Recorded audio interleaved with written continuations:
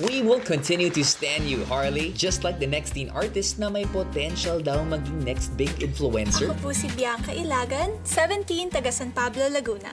I started singing when I was 2 years old. That's when I memorized my first song po, and may video po si Mommy nun. I was born here, pero lumaki po ako sa UAE kasi at that time dun po nag-work si Mommy.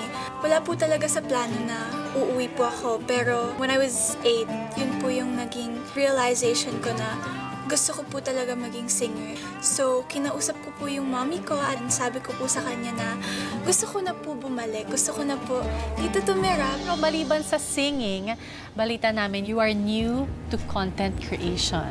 Yes po. Na-inspire po ako through other creators and naisip po ako, what if I made my own video since I loved watching them so much. Sa makeup account ko po, nagpo-post ako ng mga makeup reviews, makeup tutorials, get ready with me. Walang problema sa akin yan. Yun nga lang, kapag kami may lakad, kailangan bibigyan ko siya ng time. Kasi pag nag-makeup siya, hindi lang siya basta nagme-makeup, kundi nag-vlog siya. So, sisilip ako, later, I'm still doing my vlog. Okay.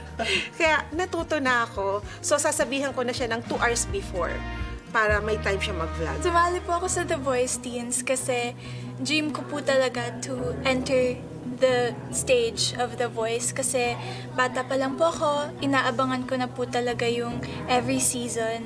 Anak, this is your time. Pakita mo na lang yung best mo, gawin mo lahat ng makakaya mo. Kahit anong mangyari, proud pa rin ako sa'yo. Thank you so much and I love you. Love you too. Ginagawa ko po talaga yung best ko for my mom.